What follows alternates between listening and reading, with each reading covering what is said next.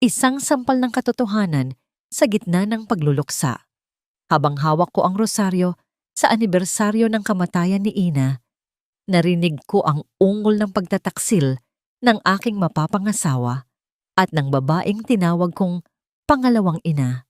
Itinapon nila ang aking dangal na parang basahan sa putikan, ngunit hindi ako hihingi ng awa.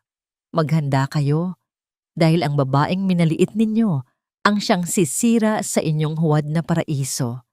Sino nga ba ang tunay na biktima at sino ang susunod na luluha? Huwag kang mag-alala, Mark. Konting tiis na lang.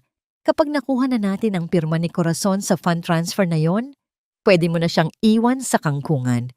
Wala siyang silbi kundi ang pera ng nanay niyang pumanaw na at ang pagiging sunod-sunuran sa ating dalawa.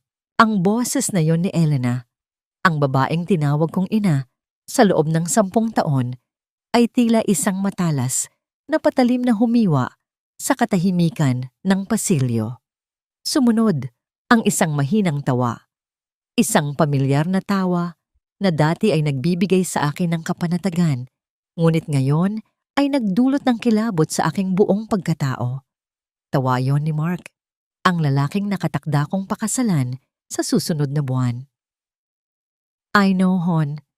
Masyado lang talagang madamdamin si Corazon ngayong anniversary ng mami niya. Akala niya siguro loyal talaga ako sa kanya. Kung alam lang niya na mas masarap kang humalik kaysa sa kanya, baka kanina pa siya inatake sa puso. Sa labas ng pinto, nakatayo ako habang nanginginig ang aking mga kamay na may hawak na tray ng kakanin. Madaling araw pa lang ay gising na ako para ihanda ang mga paboritong pagkain ni Ina para sa mga paring darating para sa misa. Namamagang pa ang aking mga daliri dahil sa pagkayod ng niyog at paghahanda ng lahat, isang sakripisyo na ginawa ko ng bukal sa loob para lamang mabigyan ng dangal ang alaala ng aking magulang sa araw na ito. Ngunit ang bawat pagod at pawis ko ay tila naging abo sa bawat salitang lumalabas sa kanilang mga bibig sa loob ng silid na yon. Parang tumigil ang pag-ikot ng mundo. Ang tray na hawak ko ay tila naging kasing bigat ng isang bundok. Nagbabadyang bumigay ang aking mga braso. Nararamdaman ko ang mabilis at masakit na kabog ng aking dibdib. Bawat pintig ay tila isang suntok sa aking tadyang na nagiiwan ng malalim na pasa. Hindi ako makahinga. Ang hangin sa paligid ay naging malapot at mapait. Kasing pait ng katotohanang dahan-dahang pumapatay sa aking puso. Wala akong nailabas na tinig. Ang aking lalamunan ay tila binarahan ng mga bubog. Bawat paglunok ay nagdudulot ng hapdi na hindi kayang ilarawan ng anumang salita. Dahan-dahan kong ibinaba ang tray sa sahig. Tinitiyak na walang anumang ingay na malilikha sa matigas na kahoy. Ang bawat galaw ko ay tila isang panaginip, isang bangungot na nais kong gisingan, ngunit mas pinipili ng tadhana na ipakita sa akin ang bawat detalye ng aking pagkawasak. Tumingin ako sa aking singsing, ang brilyanteng akala ko ay simbolo ng walang hanggang pag-ibig, pero ngayon ay naging mantsa na lamang ng pagtataksil sa aking daliri. Ang bawat ningning nito ay tila pangungutya sa aking katangahan. At ang tatay niya? Tanong ni Mark na may halong pangungutya. Hindi ba siya magduda? Si Teodoro? Muling tumawa si Elena, isang tunog na puno ng lason. Masyado siyang abala sa pag-inom ng gamot na ibinibigay ko sa kanya. Nakalimutan na niya ang unang asawa niya at mas lalong wala siyang pakialam sa anak niyang si Corazon. Ang mahalaga sa kanya ay ang negosyo. Pinirmahan na niya ang mga dokumento na nagbibigay sa akin ng kontrol sa mga ari-arian nila sa oras na maikasal kayo. Ito ba ang kapalit ng lahat ng aking pagpaparaya? Ito ba ang premyo sa pagpili kong manatiling tahimik sa gitna ng mga pang-aabuso ni Elena dahil lamang sa pagmamahal ko sa aking ama? Hanggang kailan ako magiging biktima sa sarili kong tahanan, kung saan ang mga taong dapat ay nagtatanggol sa akin ang siya mismong humuhukay ng aking libingan? Sa gitna ng kadiliman ng pasilyo, isang tanong Ang nag-aling-awngaw sa aking isipan na tila isang sumpa. Bakit kailangang maging ganito kalupit ang mundong pinagkatiwalaan ko? At hanggang kailan ko kayang dalhin ang bigat ng katotohanan ito bago ako tuluyang maging abo? Nanatili akong nakatayo doon. Isang anino ng babaeng dati ay puno ng pangarap. Ang bawat patak ng luha na hindi ko hinayaang lumabas ay naging lason sa aking dugo, nagpapatigas sa aking kalooban. Hindi ito ang dulo, kundi ang simula ng isang mahabang gabi ng pagtutuos. Ngunit sa sandaling ito, ang tanging naririnig ko ay ang sarili kong pusong unti-unting nadudurog. Bawat piraso ay bumabagsak sa malamig na sahig ng bahay na ito na hindi ko na muling matatawag na tahanan. Pinilit kong pakalmahin ang aking hininga, kahit na ang bawat bugso nito ay tila sumasabog na bulkan sa loob ng aking dibdib. Pinunasan ko ang isang butil ng luhang nagtangkang kumawala at dahan-dahang binuhat muli ang tray. Kailangan kong magsuot ng maskara. Kailangan kong maging ang korason na kilala nila. Ang anak na walang kibo, ang babaeng daling pasunurin, ang CFO na ang tanging alam ay numero ngunit bulag sa laro ng buhay. Pagpasok ko sa kusina, bumati sa akin ang bango ng bagong luto na sinangag at tuyo. Ngunit para sa akin, ang amoy na yon ay tila halimuyak ng isang lamay. Oh, Corazon, nandyan ka na pala, bungad ni Elena habang maingat na naglalagay ng asukal sa kape ni Papa. Ang kanyang ngiti ay kasing tamis ng pulot, ngunit alam ko na ngayon na ang tamis na yon ay gawa sa lason. Bakit tila namumutla ka? Napuyat ka ba sa pagdarasal para sa mami mo? Sabi ko naman sa'yo, huwag mo nang masyadong dibdibin. Matagal na siyang wala. Ayos lang ako, tita. Tipid kong sagot. Hindi ako tumingin sa kanya. Natatakot ako na kapag nagtama ang aming mga mata, makikita niya ang apoy ng puot na nagsisimulang mag-alab sa aking mga balintataw. "Hon, you look tired," singit ni Mark. Tumayo siya at lumapit sa akin, pagkatapos ay humalik sa aking pisngi. Ang labi niya ay malamig, tila balat ng ahas na dumampi sa aking balat. Gusto kong sumigaw, gusto kong itulak siya palayo, at itanong kung gaano karaming beses na niyang hinalikan si Elena gamit ang parehong mga labi na yon. Ngunit nanatili akong estatwa. Huwag mong masyadong pagurin ang sarili mo. Malapit na ang kasal natin. Ayaw kong magmukhang haggard ang bride ko. Salamat, Mark. Sabi ko. Ang boses ko ay patag at walang emosyon. Umupo ako sa tabi ni Papa na tila walang naririnig at nakikita. Si Papa. Ang lalaking dati ay tinitingala ko bilang isang kuta ng lakas. Ngayon ay nakaupo doon. Matamlay ang mga mata at tila laging nasa malayo ang isip. Corazon, tawag ni Papa sa isang paos na tinig.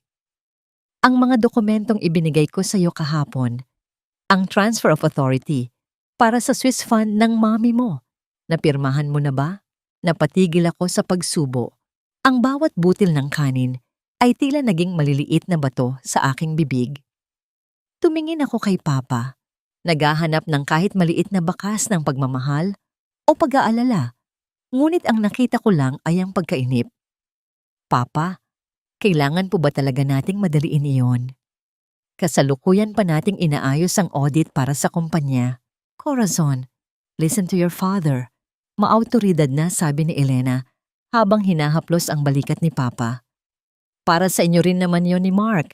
Isang investment para sa magiging pamilya ninyo. Ayaw mo bang maging secure ang future nyo? O baka naman wala kang tiwala sa mapapangasawa mo? Nararamdaman ko ang pag-ipit ng tensyon sa paligid ng aking leeg. Gaslighting.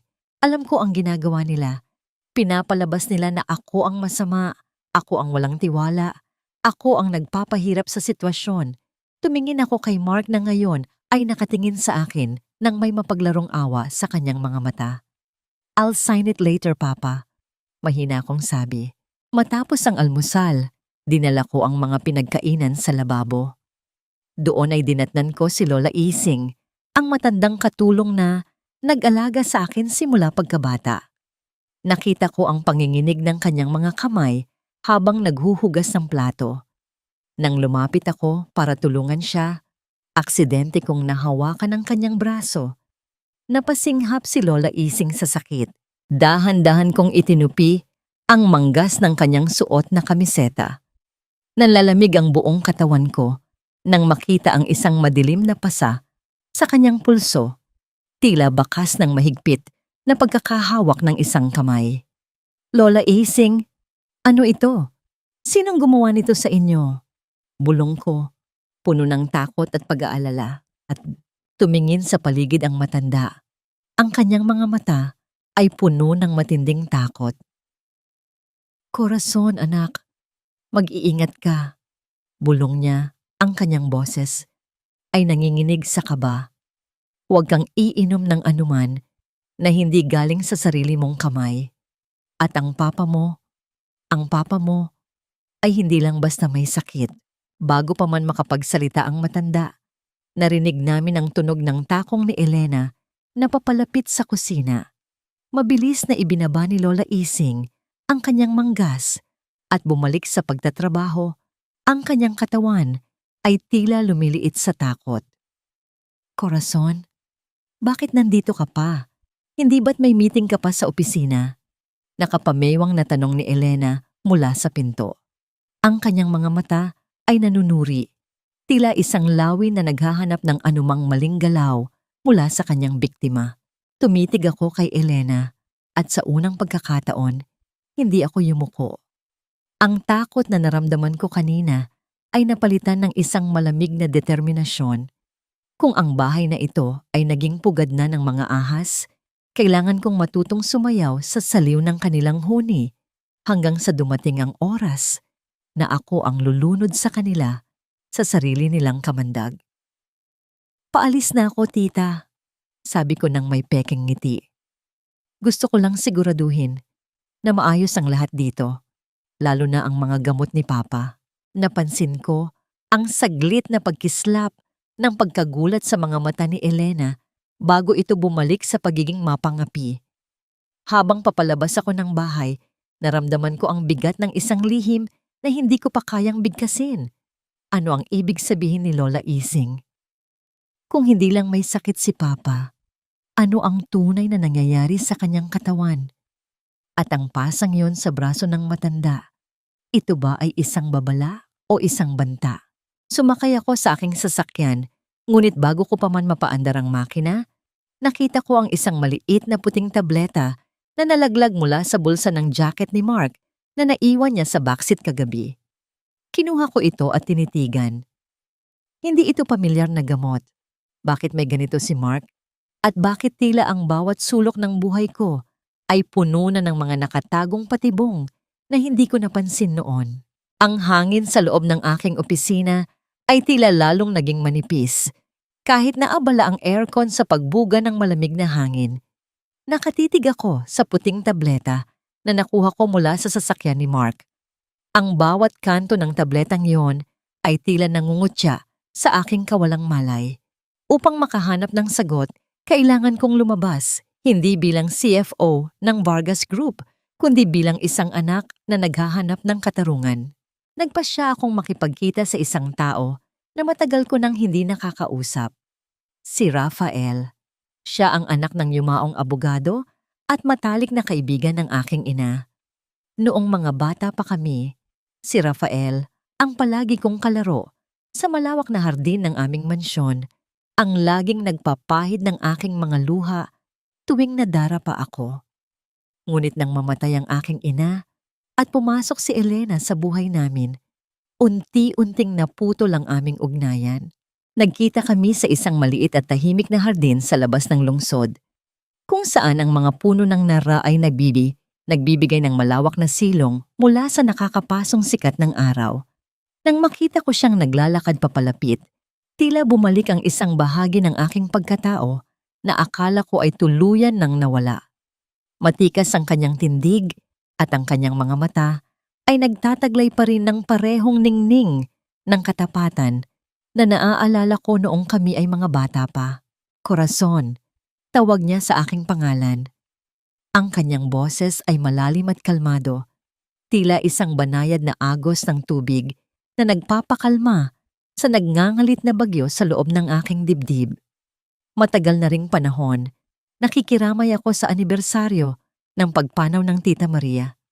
Salamat, Rafael, sagot ko. Nararamdaman ko ang bahagyang panginginig ng aking boses. Salamat sa pagpunta. Alam kong abala ka sa iyong law firm. Umupo kami sa isang bangkong kahoy. Ang huni ng mga ibon sa paligid at ang kaluskos ng mga dahon sa bawat ihip ng hangin ay tila nagbibigay ng pansamantalang proteksyon mula sa mundong puno ng kasinungalingan. Tumawag ka dahil may kailangan kang malaman, hindi ba? Diretsahang tanong ni Rafael. Hindi siya nagbago. Palaging direkta at matalas ang pakiramdam. Inilabas ko ang tableta at ang maliit na bote ng gamot ni Papa na kinuha ko ng palihim kanina. Rafael, kailangan kong malaman kung ano ang mga ito. Pakiramdam ko, may mali sa bahay, may mali sa pagkamatay ni Ina, at may masamang nangyayari kay Papa. Kinuha ni Rafael ang mga ito ng may pag-iingat. Pagkatapos, may kinuha siya mula sa kanyang leather bag, isang lumang sobre na kulay kape na ang mga gilid. Bago pumanaw ang tatay ko noong nakaraang taon, may iniwan siyang lalamunan sa akin. Isang sulat na galing sa mami mo, Corazon. Ipinadala niya ito ilang araw bago siya mamatay, ngunit huli na nang matanggap ni Papa. Nanginig ang aking mga daliri habang binubuksan ang sobre. Ang amoy ng lumang papel at ang pamilyar na sulat kamay ni Mami ay tila isang haplos sa aking pisngi. Arturo, natatakot ako. May napapansin akong kakaiba sa mga taong nakapaligid sa akin.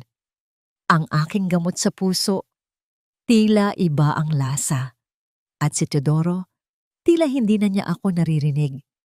Kung may mangyari man sa akin, pakiusap, bantayan mo si Corazon. Huwag mong hahayaang makuha nila ang naputulang sulat. Ang ibabang bahagi ng papel ay tila marahas na pinunit, na nag-iwan lamang ng mga lamat sa gilid ng pahina.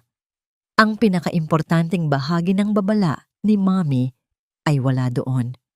Nasaan ang karugtong nito, Rafael? Tanong ko. Ang aking mga mata ay nagsisimula ng manlabo dahil sa nagbabadyang luha. Iyan lang ang natanggap ni Papa, Corazon. Malungkot na sagot ni Rafael.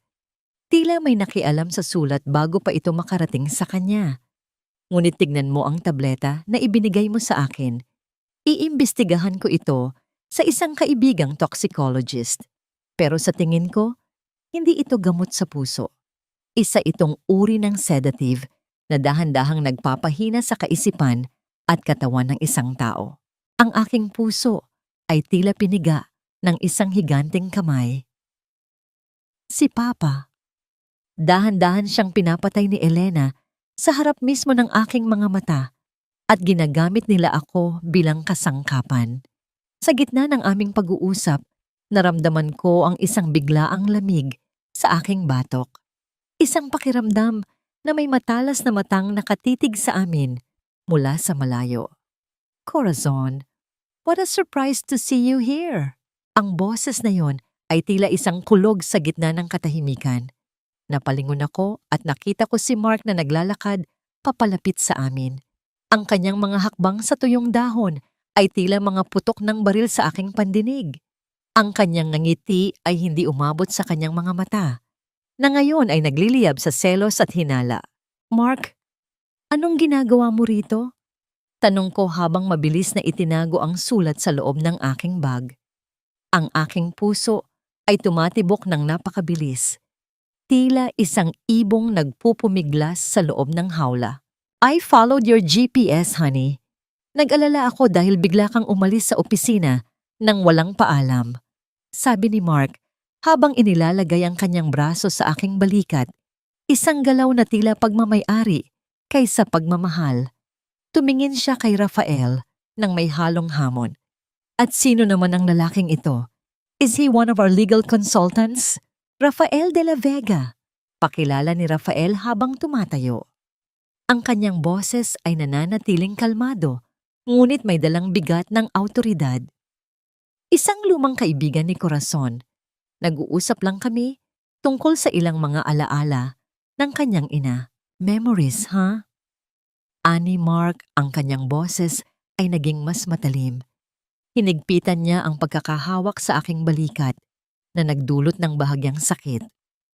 Corazon, hindi mo ba alam na bawal kang makipagkita sa ibang lalaki nang hindi ko alam? Lalo na ngayon, baka kung ano-anong kasinungalingan ang ipakain nila sa utak mo. Tumingin ako kay Mark at sa kauna-unahang pagkakataon, hindi ako nagpakita ng takot. Kaibigan ko siya, Mark, at wala akong ginagawang masama. Tara na, uuwi na tayo. Utos ni Mark habang pilit akong hinihila paalis. And you, Mr. De La Vega, huwag mo nang lalapitan ang fiancé ko kung ayaw mong magkaroon ng problema sa lisensya mo. Malakas ang kapit ng mga Vargas at alam mo yan. Habang hinihila ako ni Mark patungo sa sasakyan, lumingon ako kay Rafael. Ang kanyang mga mata ay nagsasabing, huwag kang matakot. Ngunit habang papasok ako sa kotse kasama ang lalaking pilit akong nilalaso ng kasinungalingan, isang bagay ang napansin ko sa dashboard ng sasakyan ni Mark. Isang pamilyar na punit na piraso ng papel na kulay kape. Iyon ang karugtong ng sulat ni Mommy. Paano ito napunta kay Mark? At ano ang nakasulat sa bahaging iyon na handa nilang pumatay para lamang maitago sa akin? Ang bawat pag-ikot ng gulong ng sasakyan ay tila naglalapit sa akin sa isang katotohanang mas madilim pa sa aking kinakatakutan. Alam mo namang ayaw na ayaw kong nagsisinungaling ka sa akin, Corazon. Ginagawa ko lang naman ang lahat ng ito dahil mahal kita at dahil ayaw kitang mapahamak sa mga taong gustong manira sa atin. Ang boses ni Mark habang nagmamaneho siya ay tila isang malambot na pilus. Ngunit para sa akin, bawat salita niya ay tila isang galamay na dahan-dahang pumupulupot sa aking leeg. Nakatingin lang ako sa labas ng bintana, pinagmamasdan ng mga naglalakihang gusali sa Makati na tila mga higanting aninong nagmamasid sa aking pagdurusa. Ngunit ang aking atensyon ay hindi talaga nasa labas. Nasa gilid ito ng aking mga mata, nakatitig sa maliit na punit na papel, na kulay kape, na bahagyang nakasilip sa ilalim ng dashboard. Iyon na iyon. Ang nawawalang piraso ng huling habilin ni Ina. Nararamdaman ko ang panalamig ng aking mga daliri, isang panginginig na nagsisimula sa aking mga kuko hanggang sa umabot sa aking balikat. Gusto kong abutin ang papel na yon. Gusto kong isigaw sa mukha ni Mark kung paano niya nakuha ang isang bagay na pag-aari ng pamilya ko. Ngunit kailangan kong kumapit sa natitira kong katinoan. Baby, are you listening? Tanong ni Mark. Inabot niya ang aking kamay at hinawakan ito ng mahigpit. Ang kanyang palad ay mainit, ngunit ang init na yon ay hindi nagbibigay ng ginhawa. Tila ito ay apoy na dahan-dahang tumutupok sa aking balat. I'm sorry kung nagalit ako kanina. Ayaw ko lang talagang lumalapit ka sa De La Vega na yon. It's bad news, Corazon. Pinapaikot lang niya ang ulo mo. I'm just tired, Mark. Mahina kong sagot. Ang aking tinig ay tila galing sa ilalim ng lupa. Pinilit kong huwag bawiin ang aking kamay. Bawat segundo ng kanyang paghawak ay tila isang parusa. Marami lang talagang iniisip sa opisina at ang anniversary pa ni Mommy. I understand. Kaya nga naisipan kong dumaan muna tayo sa paborito mong butik. Isukat mo ang final fitting ng iyong gown. I want to see my queen looking her best. Sabi niya nang may kasamang ngiti na tila isang perpektong maskara ng pag-ibig. Nang makarating kami sa butik, ang bango ng mamahaling pabango at ang kinang ng mga kristal sa paligid ay tila lalong nagpatingkad sa dumi na nararamdaman ko sa loob ng aking puso. Pumasok ako sa fitting room kasama ang dalawang assistant. Habang si Mark ay naupo sa labas, kampanteng naghihintay na parang isang haring nagmamatyag sa kanyang nasasakupan. Habang sinusuot ko ang puting bestida, isang obra maestra ng lace at seda, tumingin ako sa salamin. Ang babaeng nakikita ko ay hindi na ang korason na puno ng pag-asa. Ang puti ng tela ay tila isang mantsa sa aking katawan. Para akong nakabalot sa isang marangyang sapot ng gagamba, hinahanda para sa isang sakripisyo. Bawat tusok ng aspile sa laylayan ng gown ay tila tumutusok din sa aking budhi. Paano ko nagagawang isuot ang simbolo ng katapatan sa harap ng lalaking pilit akong nilulunod sa kasinungalingan? Corazon, lalabas ka ba riyan o papasok ako? Tawag ni Mark mula sa labas. Ang kanyang boses ay may halong pananabik na nagpapatayo ng aking mga balahibo. Dahan-dahan akong lumabas. Nakita ko ang paglaki ng kanyang mga mata, ang pagkislap ng kung anong emosyon na hindi ko na matukoy, kung paghanga ba o katuwaan dahil malapit na niyang makuha ang kanyang premyo. Lumapit siya sa akin at hinawakan ng aking baywang. Ang kanyang muka ay inilapit sa aking leeg. "You look breathtaking, my love," bulong niya. Nararamdaman ko ang kanyang mainit na hininga sa aking balat. Isang pakiramdam na nagdudulot ng matinding pagduwal sa aking sikmura. "Konting tiis na lang. Magiging Mrs. Mark Alcantara ka na at wala nang makakagulo sa atin, kahit ang mga multo ng nakaraan." Tumingin ako sa kanyang refleksyon sa salamin. Sa likod ng kanyang mapagmalasakit na tingin, nakita ko ang isang anino, isang halimaw na nakadamit pang kasal. Sa sandaling iyon, isang masakit na katotohanan ang gumuhit sa aking isipan. Ang pag-ibig na ipinaparamdam niya ay hindi isang kanlungan, kundi isang hawla na gawa sa ginto, kung saan ang bawat rehas ay pinatibay ng aking sariling mga luha. Nang matapos ang fitting, nagdahilan ako na kailangan kong kumuha ng tubig sa sasakyan bago kami tumuloy sa hapunan. Ito na ang pagkakataon ko. Tumakbo ako patungo sa parking lot. Ang bawat hakbang ng aking takong sa semento ay tila isang mabilis na tibok ng pusong nagmamadali. Binuksan ko ang pinto ng sasakyan ni Mark. Ang aking mga kamay ay nanginginig habang hinahanap ang papel sa ilalim ng dashboard. Ngunit wala na ito doon. Hinaluhog ko ang glove compartment, ang ilalim ng mga upuan, ang bawat singit ng sasakyan. Wala. Nawala na ang piraso ng papel na tila isang panaginip na biglang naglaho. Sa gitna ng aking pagkataranta, narinig ko ang mahinang pagbukas ng pinto sa kabilang panig. "Looking for something, baby?" Napatayo ako sa gulat. Nakatayo doon si Mark, nakasandal sa pinto ng sasakyan habang nilalaro sa kanyang mga daliri ang isang maliit na lighter. Ang kanyang mga mata ay wala ng bahid ng lambing. Tila ito ay naging 2 piraso ng uling na nagbabadyang muling mag-alab. Sa kanyang kabilang kamay, hawak niya ang punit na papel na kulay kape. Dahan-dahang inilalapit sa apoy ng kanyang lighter. "Ito ba ang hinahanap mo? Ang mga basurang galing sa nakaraan na pilit mong binubuhay?" Sabi niya. Ang kanyang boses ay naging malamig kaysa sa yelo. Bago pa man ako makakilos, sumiklab ang maliit na apoy at tinupok ang papel. Pinanood ko ang huling pag-asa ko na malaman ang katotohanan na naging abo sa harap ng aking mga mata. Dahan-dahang tinatangay ng hangin ang mga itim na labi nito. Sa gitna ng parking lot, habang ang sikat ng araw ay dahan-dahang lumulubog, naramdaman ko ang isang matinding takot na hindi ko pa naramdaman kailanman. Hanggang saan ang kayang gawin ng lalaking ito para lamang maitago ang kanyang mga kasalanan? At ano ang gagawin ko ngayong alam na niyang nagdududa na ako sa bawat galaw niya? Masyado ng maraming kalat sa bahay na ito, Corazon. Ang mga lumang gamit na ito ay nagdadala lamang ng malas at amoy ng kamatayan. Panahon na para linisin ang mansyong ito at hayaan ang mga buhay naman ang huminga. Ang boses ni Elena ay tila isang matalas na karit na humiwa sa katahimikan ng hapon. Pagkapasok ko pa lamang sa gate ng mansyon, ang amoy ng nasusunog na tela at papel ay agad na sumalubong sa akin, nanunuot sa aking ilong at nagpapasakit sa aking lalamunan. Tumakbo ako patungo sa likod bahay, ang aking puso ay tumatibok ng marahas.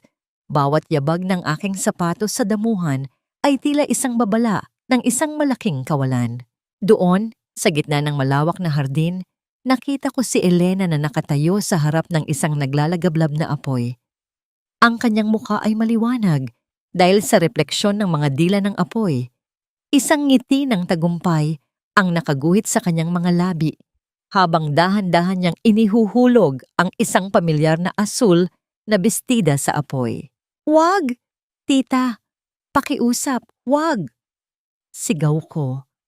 Halos madapa ako habang sinusubukang abutin ang damit na yon. Iyon ang paboritong bestida ni Mommy. Ang suot niya sa huling kaarawan ko bago siya kinuha sa akin.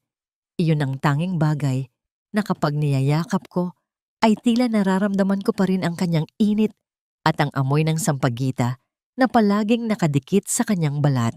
Ngunit huli na ang lahat.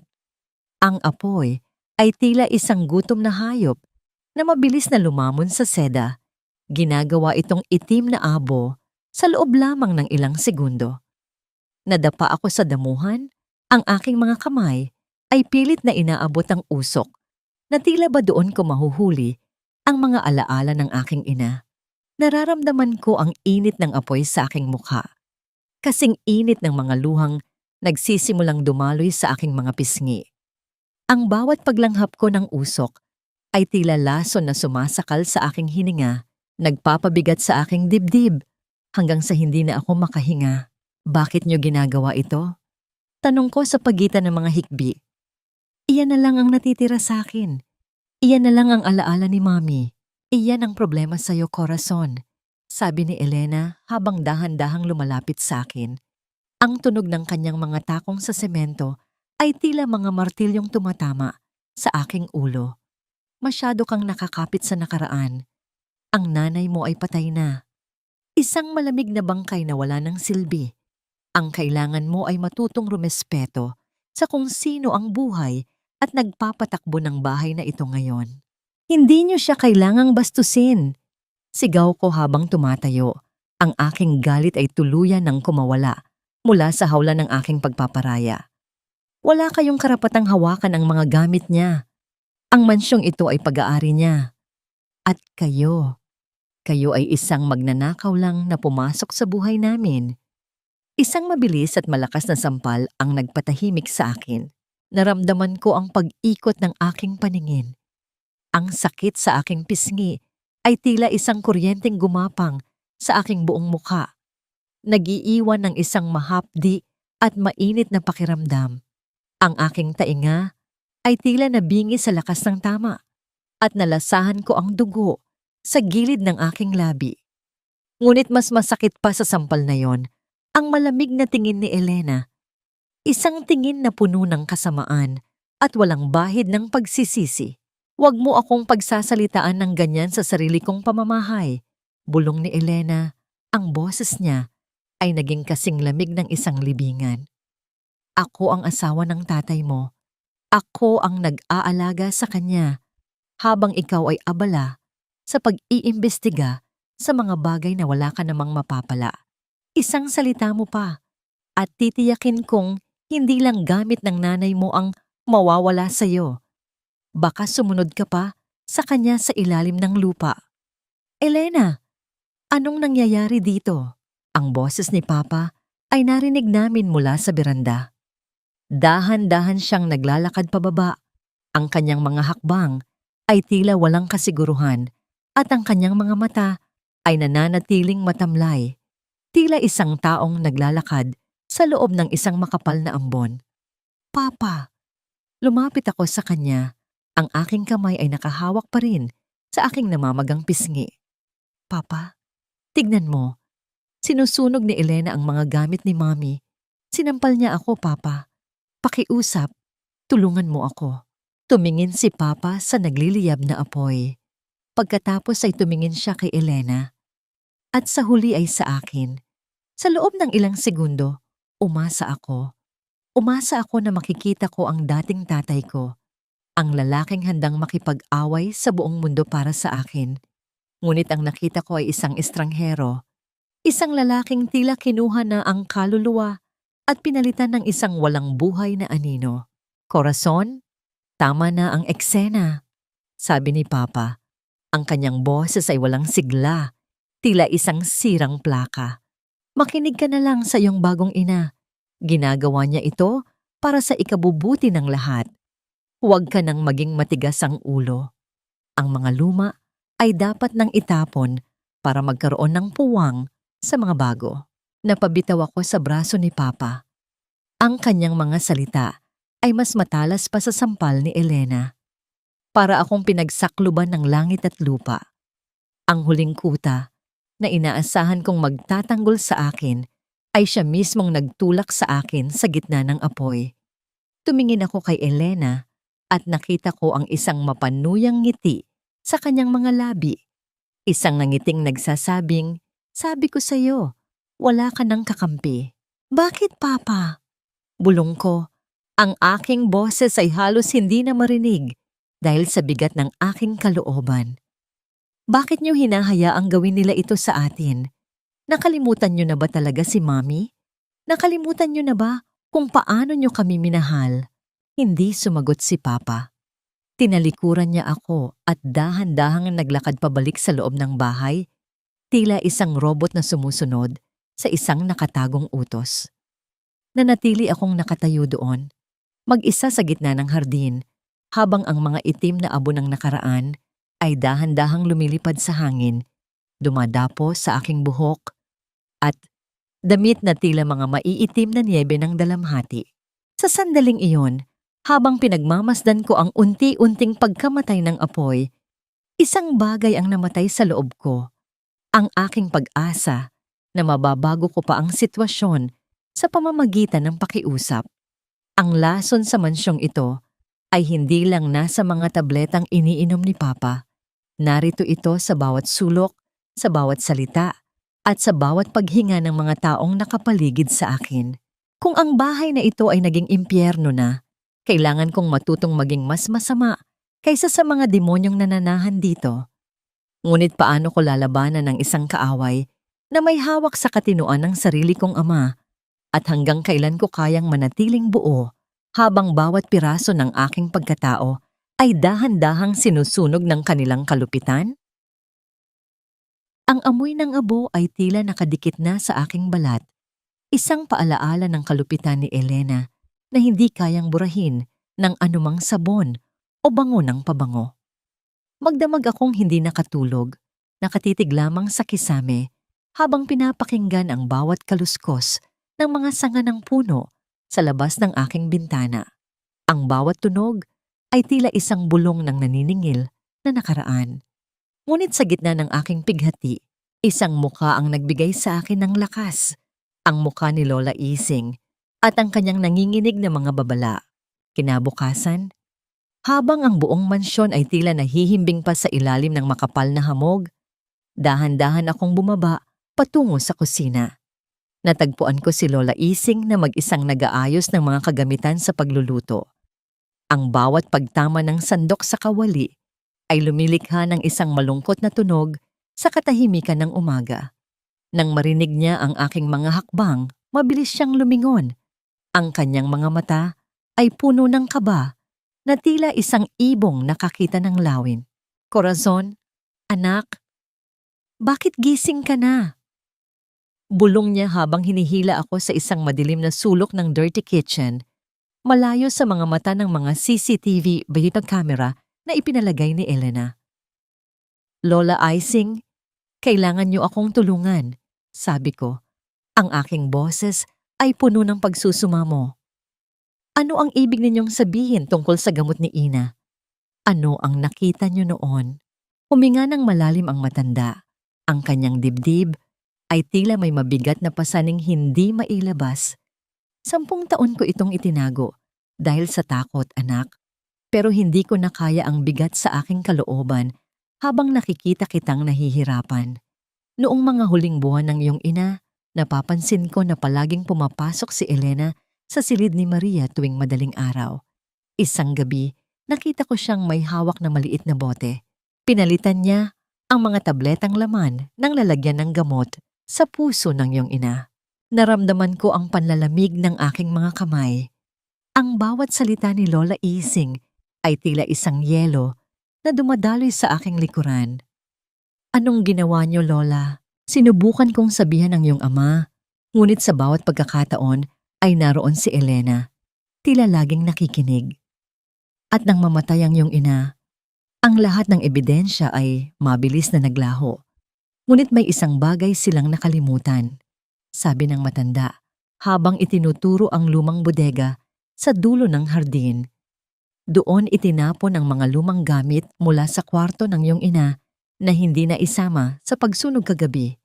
Baka naroon pa ang mga botelyang itinago ko noon. Hindi na ako nag-aksaya ng panahon. Tinahak ko ang madilim na daan patungo sa bodega. Ang bawat pag-apak ko sa tuyong dahon ay tila isang maingay na sigaw sa katahimikan. Ang pinto ng bodega ay dahan-dahang bumukas nang may mahabang tunog ng kinakalawang na bisagra na tila isang babala mula sa mga anino.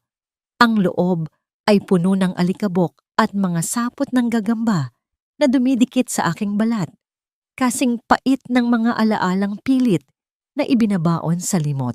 Hinalughog ko ang bawat kahon, ang bawat sulok na tila isang maze ng nakaraan.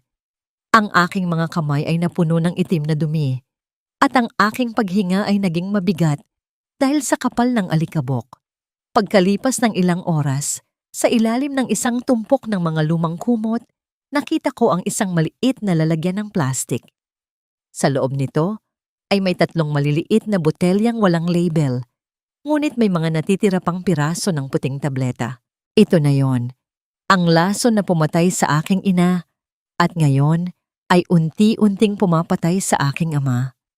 Ngunit habang inilalagay ko ang mga bote sa aking bulsa, naramdaman ng aking mga daliri ang isang kakaibang umbok sa ilalim ng luma at selyadong kutsyon ng aking ina na nakasandal sa pader. Dahan-dahan ko itong binuksan gamit ang isang matulis na bakal. Mula sa loob ng tela, nalaglag ang isang maliit na kwaderno na may pabalat na katad. Ang bawat pahina nito ay punong-puno ng mga numero at mga pangalan ng mga bangko sa labas ng bansa. Ngunit ang pinakanakakuha ng aking atensyon ay ang huling pahina, isang serye ng mga titik at numero na tila isang lihim na code. At sa tabi nito ay ang pangalan ni Elena na nakasulat ng madiin, tila isang babalang isinigaw bago ang huling hininga. So, nahanap mo rin ang itinatago ng iyong ina. Ang boses na yon ay hindi galing kay Elena. Ito ay boses ng isang lalaki, malalim at puno ng panganib. Napalingon ako at nakita ko ang isang aninong nakatayo sa may pinto ng bodega. Ang sikat ng araw sa likod niya ay ginagawa siyang isang itim na anyo na walang mukha. Ang bawat tibok ng aking puso ay tila isang mabilis na tambol na nagbabadyang sumabog. Sino ang lalaking ito? Paano niya nalaman ang tungkol sa kwaderno? At habang dahan-dahan siyang humahakbang papalapit sa akin, naramdaman ko ang isang matinding panganib na mas malubha pa sa sampal ni Elena o sa pagtataksil ni Mark. Hawak ko ang susi sa lahat ng katotohanan, ngunit tila ang bodega na ito ay nakatakdang maging sarili kong bitag. Ang kwadernong hawak ko ay tila nag-aapoy sa aking mga kamay. Bawat numero ay isang sandata na maaari kong gamitin o ang dahilan ng aking tuluyang paglaho. Sa gitna ng katahimikan, ang tunog ng kanyang bawat hakbang sa marupok na sahig na kahoy ay tila isang orasan na nagbibilang ng natitirang sandali ng aking kaligtasan. Huwag kang lalapit! Sino ka? Isusumbong kita sa mga security. Ang aking boses ay pumiyok dahil sa matinding takot, habang ang aking mga kamay ay mahigpit na nakayakap sa kwadernong nakuha ko mula sa kutsyon. Ang bawat kalamnan sa aking katawan ay tila nakahanda sa isang marahas na pag-atake, at ang aking paningin ay pilit na inaaninag ang mukha ng estranghero sa gitna ng kadiliman ng bodega. Dahan-dahang itinaas ng lalaki ang kanyang mga kamay, at sa pag-abante niya sa isang munting sinag ng buwan na tumatagos sa butas ng bubong, nakita ko ang pamilyar na kislap ng mga mata. Corazon, kumalma ka. Ako ito, si Rafael. Nabitawan ko ang hawak kong piraso ng bakal at napasandal sa malamig na pader ng bodega. Ang aking hininga na kanina ay tila nakabara sa aking lalamunan ay biglang kumawala nang may kasamang panginginig. Rafael, paano? Anong ginagawa mo rito? Paano ka nakapasok? Nakita-kitang pumasok dito habang nagmamasid ako sa labas ng gate nyo. Nag-aalala ako sa iyo pagkatapos ng nangyari kahapon sa harap ni Mark. Bulong niya habang mabilis na lumalapit sa akin. Hinawakan niya ang aking mga balikat. Ang kanyang mga palad ay nagbibigay ng init na tila isang kumot sa gitna ng nanunuot na lamig ng bodega. Corazon, ang dumi mo. At ang pisngi mo, may pasa ka. Sa haplos ng kanyang mga daliri sa aking namamagang pisngi, tila biglang bumigay ang lahat ng pader na itinayo ko. Ang bawat sakit, bawat pagtitiis, at bawat takot na itinago ko sa loob ng maraming araw ay biglang bumuhos. Hindi ako nakapagsalita. Ang tanging nagawa ko lang ay ang mapahagulgol sa kanyang dibdib. Naramdaman ko ang kanyang mga braso na bumalot sa akin. Isang yakap na hindi humihingi ng kapalit. Isang yakap na nagsasabing, ligtas ako. Ang amoy ng kanyang pabango, na may halong bango ng ulan at sariwang hangin, ay tila isang gamot na nagpapatigil sa pagdurugo ng aking puso. Halika na, kailangang makaalis tayo rito bago ka makita ni Elena. Sabi niya sa isang mahinahong tinig. Dinala ako ni Rafael sa isang maliit at tagong karinderya sa dulo ng kalsada, malayo sa kinang ng Makati at sa mga matang mapanghusga. Ang tunog ng mga electric fan na umiikot at ang mahinang usapan ng ilang mga driver sa kabilang mesa ay nagbibigay ng isang pakiramdam ng normal na buhay na matagal ko nang hindi nararanasan. Inorder niya ako ng isang mainit na mangkok ng adobo. Ang usok nito ay tila isang banayad na haplos sa aking mukha. Kain ka muna, Corazon. Kailangan mo ng lakas, sabi niya habang dahan-dahang naglalabas ng panyo para punasan ang dumi ng alikabok sa aking noo. Ang bawat galaw niya ay puno ng pag-iingat. Tila ba isa akong mamahaling kristal na natatakot siyang mabasag. Sa bawat dampi ng kanyang panyo, nararamdaman ko ang isang kuryente ng kaba. Isang uri ng kaba na hindi galing sa takot, kundi sa isang damdaming matagal ko nang ibinaon. Rafael, tignan mo ito. Bulong ko habang inilalapag ang kwaderno sa ibabaw ng lamesang gawa sa plastik. Ito ang itinatago ni Mami. Ang mga numerong ito, ang mga ito ang susi sa lahat ng ninakaw nila. Maingat na binuklat ni Rafael ang bawat pahina. Ang kanyang noo ay kumunot sa tindi ng konsentrasyon. Ang bawat paglipat niya ng pahina ay lumilikha ng isang mahinang tunog ng papel na tila isang lihim na binubulong sa aming dalawa. Corazon, hindi lang ito simpleng listahan ng pera. Ang mga kode na ito ay tumutugma sa mga petsa kung kailan nagsimulang humina ang mami mo. At tignan mo ang pangalang ito, S. Sino si S? Napatingin ako sa letrang iyon na nakasulat ng madiin sa huling bahagi. Hindi ko alam, pero nararamdaman ko, si S ang utak ng lahat ng ito. Si Elena at Mark ay mga galamay lang. Sa gitna ng aming pag-uusap, biglang hinawakan ni Rafael ang aking kamay sa ibabaw ng lamesa. Ang kanyang pagkakahawak ay matatag, nagbibigay ng kasiguruhan sa gitna ng kawalan. Huwag kang mag-alala, Corazon. Hindi kita iiwan sa laban na ito. Hihintayin kita hanggang sa maging handa ka ng bawiin ang lahat. Hindi ka na mag-isa. Tumingin ako sa kanyang mga mata at sa kauna-unahang pagkakataon, nakita ko ang isang hinaharap na hindi puno ng lason at kasinungalingan. Ang kanyang mga salita ay tila isang pangako na nakaukit sa hangin, nagbibigay ng pag-asa sa isang pusong matagal ng sugatan.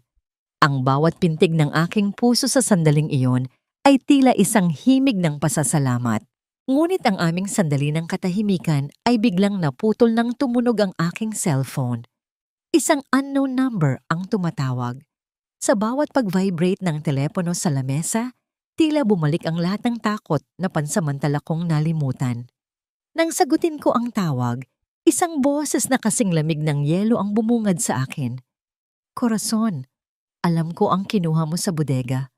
Kung gusto mo pang makitang humihinga ang vuja mo, bumalik ka sa mansyon ngayon din. Mag-isa. Napatingin ako kay Rafael.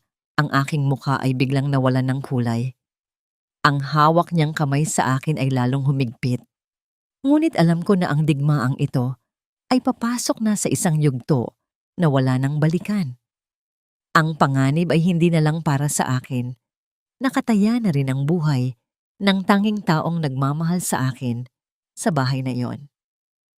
Bumalik ka rito, Corazon, o baka hindi mo na maabutan ang huling hininga ng matandang ito na labis mong minamahal. Ang boses ni Elena sa kabilang linya ay tila isang malalamig na daliri na dumadausdos sa aking gulugod, nag-iiwan ng bakas ng kilabot at matinding panlalamig. Halos mabitawan ko ang aking cellphone habang nakatingin kay Rafael. Ang bawat tibok ng aking puso ay tila isang mabilis na tambol na nagbabadyang sumabog sa loob ng aking dibdib. Ang adobong kinakain ko kanina na tila nagbibigay ng lakas ay biglang naging mapait na tila lason sa aking lalamunan. Corazon, anong nangyari? Tanong ni Rafael. Ang kanyang boses ay puno ng pag-alala habang hinahawakan ang aking nanginginig na mga kamay. Si Lola Ising. Kinuha nila si Lola Ising. Bulong ko. Ang aking paningin ay nagsisimulang lumabo dahil sa mga luhang hindi ko na mapigilan. Kailangan kong bumalik, Rafael. Hindi ko mapapatawad ang sarili ko kung may mangyari sa kanya dahil sa akin. Mabilis akong tumayo. Ang tunog ng pag-urong ng upuan sa semento ay tila isang hiyaw ng protesta sa katahimikan. Pinigilan ako ni Rafael, ngunit ang aking desisyon ay buo na. Ang bawat hakbang ko patungo sa labas ng karinderya ay tila paglalakad patungo sa sarili kong bitayan, ngunit ang anino ng panganib na nakapalibot kay Lola Ising ay mas matimbang kaysa sa sarili kong kaligtasan. Nang makarating ako sa mansyon, ang katahimikan sa loob ng malawak na tarangkahan ay tila isang masamang pangitain. Ang mga ilaw sa loob ng bahay ay madilim, maliban sa sala kung saan nakatayo si Elena. May hawak na baso ng alak at isang mapanuyang namangiti sa kanyang mga labi. Sa tabi niya, nakaupo si Lola Ising sa isang matigas na silya. Ang kanyang mga kamay ay nakatali at ang kanyang mukha ay puno ng luha at takot. Nandito na pala ang ating munting CFO, bungad ni Elena. Ang tunog ng kanyang pag-inom ay tila isang nakakairitang himig sa aking pandinig. Ibigay mo sa akin ang kwaderno, Corazon. Ngayon din. Pakawalan mo muna si Lola Ising. Sigaw ko. Ang aking tinig ay nanginginig sa galit at pighati. Wala siyang kinalaman dito. Ang galit mo ay nasa akin. Huwag mong idamay ang matandang walang kalaban-laban. Tumawa si Elena. Isang tunog na kasing talas ng basag na kristal. Wala siyang kinalaman. Siya ang nagturo sa'yo kung nasaan ang mga ebidensya. Hindi ba? Ang matandang ito ay anay sa loob ng aking bahay. At ang mga anay ay dapat lamang napuksain. Dahan-dahang lumapit si Mark mula sa anino ng hagdanan, may hawak na mga dokumento. At hindi lang iyan, Corazon. Dahil sa pagnanakaw mo sa bodega at sa pakikipagsabwatan mo sa abogado na yon, napagpasyahan ng iyong ama na wala ka ng puwang sa pamilyang ito. Ano? Halos hindi ako makapaniwala sa aking narinig. Bumaba si Papa mula sa itaas. Ang kanyang mga mata ay nananatiling matamlay at walang buhay, tila isang robot na kontrolado ng isang nakatagong remote. Corazon, magnanakaw ka, sabi ni Papa. Ang boses niya ay walang emosyon, tila isang hangin na dumadaan lamang. Kinuha mo ang pera ng kumpanya. Nilustay mo ito sa ibang lalaki. Hindi kita pinalaking ganyan. Papa, hindi totoo yan. Ginagamit lang nila kayo. Nilalaso nila ang isip nyo. Pagsusumamo ako habang pilit na lumalapit sa kanya, ngunit hinarangan ako ni Mark. May mga ebidensya kami, Corazon. Ang mga bank transfers na ikaw mismo ang pumirma bilang CFO, madiing sabi ni Mark. Kaya ngayon sa utos ng iyong ama, kailangan mong umalis sa bahay na ito. Wala kang dalang anuman, kundi ang iyong kahihiyan. Isang malakas na tunog ng kidlat ang gumuhit sa kalangitan, kasunod ng bigla ang pagbuhos ng malakas na ulan. Ang bawat patak ng tubig sa bubong ay tila mga luhang nakikisama sa aking pagdurusa. Hinila ako ng mga security guard patungo sa pintuan. Sinubukan kong kumapit sa hamba ng pinto. Ang aking mga kuko ay kumakalmot sa kahoy sa pag-asang may makikinig sa aking katotohanan. Papa, pakiusap. Huwag niyo akong itapon. Ang aking pagsusumamo ay nalunod sa tunog ng malakas na ulan. Marahas nilang itinulak ako palabas. Bumagsak ako sa basang semento ng driveway. Ang aking katawan ay nayayakap ng malamig na tubig. Ang tanging dala ko lang ay ang di-imahe ng aking ina na mabilis kong isinilid sa aking bulsa bago pa man nila ako tuluyang mailabas. Narinig ko ang malakas na pagsasara ng pinto ng mansyon, ang tunog na tila huling hantungan ng lahat ng aking pangarap. Nakatayo ako doon, basang-basa, nanginginig sa lamig, at sa matinding hapdi ng kawalang katarungan. Ang mansyong dati ay puno ng tawanan ng aking ina ay naging isang madilim na kuta na ngayon ay sumusuka sa akin. Sa gitna ng dilim at ulan, naramdaman ko ang pagkaubos ng aking lakas. Wala akong pera, wala akong tirahan, at ang lahat ng ebidensyang nakuha ko ay tila nawala ng saysay. Ngunit sa gitna ng aking pagkakalugmok, isang tanong ang patuloy na nagpapaalab sa natitirang himaymay ng aking pagkatao. Kung kinuha na nila ang lahat sa akin, ang aking dangal, ang aking pamilya, at ang aking tahanan, ano pa ang natitira sa isang Corazon Vargas, kundi ang isang galit na mas matindi pa sa bagyong kasalukuyang humahampas sa akin? Hanggang kailan ako mananatiling biktima ng kanilang mga laro? At kailan darating ang oras na ang bawat patak ng ulan na ito ay magiging apoy na tutupok sa kanilang kasinungalingan? Ang lamig ng bawat patak ng ulan ay tila mga karayom na tumutusok sa aking balat, ngunit mas matindi ang hapdi ng bawat alaala ng pagtatakwil ni Papa. Nakaluhod ako sa basang kalsada. Ang putik ay humahalo sa aking mamahaling bestida. Ginagawa akong isang larawan ng ganap na pagkatalo. Ang aking mga luha ay hindi na mafanbiyet sa tubig ulan na dumadaloy sa aking mukha. Sa sandaling iyon, naramdaman ko ang tunay na kahulugan ng pagiging mag-isa. Walang pera, walang tirahan, at tanging ang basang larawan ni Ina ang hawak ko sa aking nanginginig na mga kamay. Ngunit sa gitna ng kadiliman at hagupit ng bagyo, isang pares ng sapatos ang huminto sa aking harapan. Isang malawak na payong ang dahan-dahang tumakip sa akin. Itinigil ang marahas na hampas ng ulan sa aking likuran.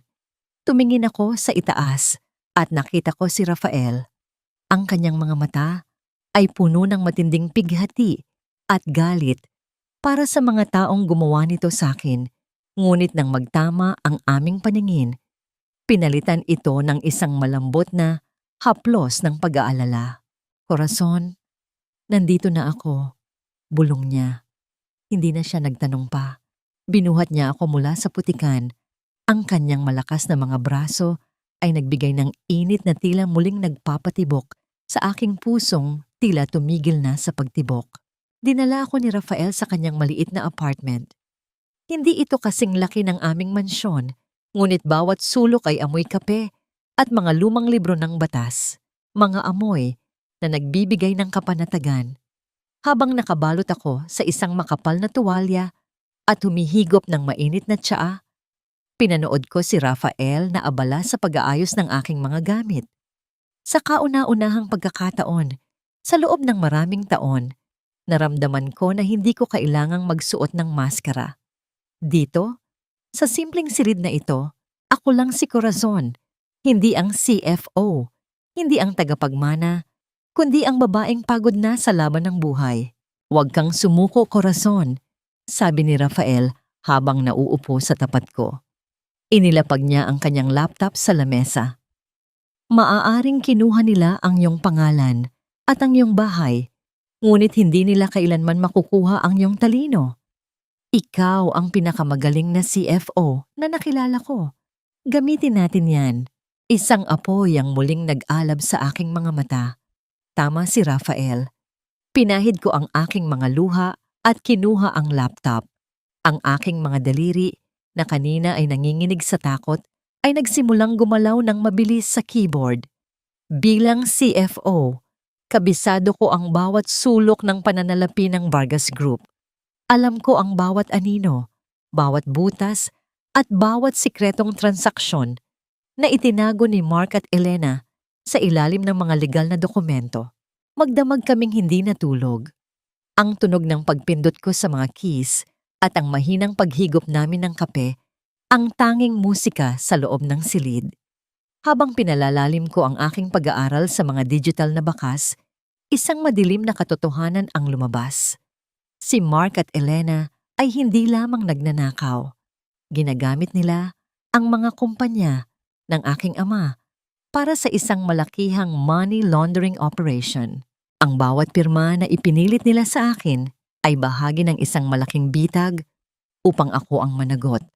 Kapag pumutok ang iskandalong ito, tignan mo ito, Rafael. Turo ko sa screen. Ang aking boses ay wala ng bakas ng takot.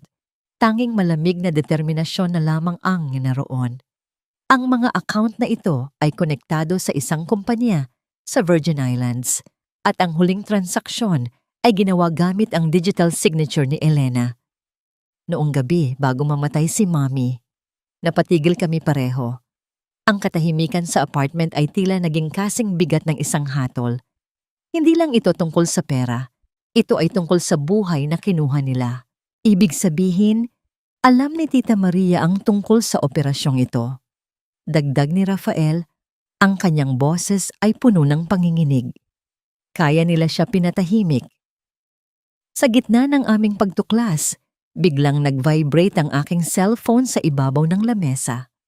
Isang international number mula sa Switzerland ang nakasulpot sa screen. Ang bawat pag-ugong ng telepono ay tila isang tibok ng pusong nagmamadali. Nagkatinginan kami ni Rafael. Nang sagutin ko ang tawag, isang seryosong boses ng isang lalaki ang nagsalita sa wikang Ingles na may accent na Swiss. Is this the representative of Maria Vargas? We have received an emergency activation code for the private vault 10-18. Is the owners still with us? Ang petsang 10 hanggang 18. Iyon ang petsa ng aking kaarawan. Napahawak ako sa aking dibdib. Ang vault na yon ay hindi binuksan sa loob ng 10 taon. Bakit ito na-activate ngayon? At sino ang nagpadala ng code na yon kung ako at ang aking ama lamang ang dapat na nakakaalam? Isang malakas na pintig ng kaba ang gumapang sa aking katawan. Habang ang boses sa kabilang linya ay naghihintay ng sagot, naramdaman ko na ang mga piraso ng puzzle ay dahan-dahang nabubuo. Ngunit kasabay ng pag-asang ito ay ang isang bagong panganib. Dahil kung na-activate ang vault na yon, ibig sabihin ay alam na rin ng mga kaaway ko na ang huling alas ng aking ina ay buhay na. Wala nang dapat ipag-alala, Elena. Ang babaeng iyon ay malamang na namamalimos na ngayon sa kalsada, kasama ang lahat ng kanyang mga pangarap na naging putik. Ngayong araw, ang Vargas Group ay tuluyan na nating mapapasakamay. Ang boses ni Mark na puno ng kayabangan ay narinig ko mula sa labas ng malaking pinto ng boardroom. Huminga ako ng malalim, pilit na pinapakalma ang baon ng emosyon sa loob ng aking dibdib. Nakasuot ako ng isang itim na silk suit. Ang bawat tahi nito ay tila isang baluti na nagtatago sa aking mga sugat. Ang aking buhok ay maayos na nakapusod at ang aking mga labi ay pinahiran ng pulang-pulang lipstick. Ang kulay ng digmaan na matagal ko nang hindi na isusuot. Sa aking mga tainga ay nakasuot ang mga perlas na huling regalo ni Ina. Ang lamig ng mga ito sa aking balat ay nagsisilbing paalaala ng aking misyon. Ang bawat yabag ng aking takong sa marmol na sahig ay lumilikha ng isang matatag at paulit-ulit na tunog. Tila isang orasan na nagbibilang ng katapusan ng kanilang pamamayagpag. Nang itulak ko ang dalawang malalaking pinto ng boardroom, ang lahat ng mata ay lumingon sa akin. Ang katahimikan ay naging kasing bigat ng isang hatol. Nakikita ko ang biglang pagbagsak ng panga ni Mark at ang panlalaki ng mga mata ni Elena na tila nakakita ng isang multong bumangon mula sa hukay. Corazon, anong ginagawa mo rito? Magnanakaw ka. Wala kang karapatang pumasok sa gusaling ito. Sigaw ni Elena habang mabilis na tumatayo. Ang kanyang boses ay pumiyok sa gulat. Ang baso ng tubig sa kanyang harapan ay bahagyang nayanig at naglikha ng maliliit na alon. Magnanakaw? Ulit ko. Ang boses ko ay kasing lamig ng yelo at kasing talas ng isang labaha. Ito ba ang itatawag niyo sa tunay na CFO at tagapagmana ng kumpanyang ito? Sa tingin niyo ba ay ganoon kadali niyo akong mapapaalis gamit ang inyong mga huwad na dokumento? Dahan-dahan akong naglakad patungo sa dulo ng mahabang lamesa kung saan nakaupo ang mga miyembro ng board. Nakita ko ang pag-asa sa mga mata ni Don Facundo at ng iba pang matatandang kaibigan ni Ina. Mga Ginoo, narito ako para ipakita ang tunay na mukha ng transaksyong balak nilang pirmahan ngayon. Ang pagbebenta ng Vargas Group sa Alcantara Holdings ay hindi isang merger. Ito ay isang pagnanakaw. Sinungaling ka! Singit ni Mark. Ang kanyang mukha ay naging pulang-pula sa galit at hiya. Security! Kunin ang babaeng ito. Walang gagalaw. Ang boses ni Rafael ay nagmula sa pinto. Pumasok siya dala ang isang makapal na folder. Bilang legal counsel ni Miss Corazon Vargas, dala ko ang isang temporary restraining order mula sa korte at higit sa lahat, dala ko ang patunay na si Mark Alcantara ay lihim na nakipag-ugnayan sa ating mga karibal upang ibagsak ang halaga ng ating shares bago ang pagbebenta. Inilapag ko ang isang USB sa lamesa. Sa malaking screen ng boardroom, lumabas ang mga bank statements at mga email na nakuha ko kagabi. Nakita ng lahat ang mga transaksyon ni Elena sa mga dummy accounts sa Virgin Islands. Ang bawat slide ay tila isang malakas na sampal sa pagkatao ng dalawang taksil. Ang mga bulong-bulungan sa loob ng silid ay lumakas. Tila isang nagngangalit na dagat na handang lumunod sa kanila. Ito ay gawa-gawa lang. Pilit na pagtatanggol ni Elena, ang kanyang kamay ay nanginginig habang pilit na inaayos ang kanyang buhok. Teodoro, sabihin mo sa kanila. Sabihin mong siya ang nagnakaw. Tumingin ako kay Papa na nakaupo sa gitna. Ang kanyang mga mata ay nananatiling matamlay. Ngunit sa unang pagkakataon, nakita ko ang isang munting kislap ng pagkilala nang tumama ang kanyang paningin sa mga perlas ni Mommy na suot ko. Corazon. Mahina niyang bulong. Dahan-dahan akong lumapit kay Papa at hinawakan ang kanyang kamay. Ang kanyang balat ay tuyo at malamig, isang paalaala ng lason na dahan-dahang sumisira sa kanya. Papa, gising na. Ang mga taong pinagkakatiwalaan mo ang siyang dahan-dahang pumapatay sa alaala ni Mommy. Pakiusap, makinig ka sa akin. Isang saglit na katahimikan ang namayani. Sa gitna ng tensyon, isang gintong sandali ang naganap ng kuhanin ni Papa ang isang maliit na panyo mula sa kanyang bulsa. Ang panyong may borda ng pangalan ni Mommy at dahan-dahang pinunasan ang isang luhang tumakas mula sa aking mata. Iyon ang ama ko. Naroon pa rin siya sa ilalim ng makapal na ambon ng lason. Ngunit ang katahimikang yun ay marahas na winakasan ni Mark. Akala niyo ba ay tapos na ito? Sigaw niya habang hinahampas ang lamesa. Kahit anong ebidensya ang ipakita niyo, hawak ko pa rin ang pirma ng inyong chairman At may isang bagay na hindi nyo alam, Corazon. Ang utang ng kumpanyang ito ay mas malaki kaysa sa inaakala nyo. Sa isang pirma ko lang, babagsak ang lahat ng pinaghirapan nyo. Tumingin siya sa akin nang may mapanganib na ningning sa kanyang mga mata. Gusto mong malaman kung sino si S sa kwaderno ng nanay mo? S stands for sold. Dahil ibinenta na niya ang kumpanyang ito sa akin, 10 taon pa lang ang nakakalipas. At ikaw, Corazon, ikaw ang huling kabayaran na hindi ko pa nakukuha. Naramdaman ko ang paghinto ng aking paghinga. Ang bawat salita ni Mark ay tila isang mabilis na kuryenteng gumapang sa aking katawan. Anong ibig niyang sabihin na ibinenta na ni Ina ang kumpanya? At anong kinalaman ng isang lumang transaksyon sa kasalukuyang panganib na kinakaharap namin?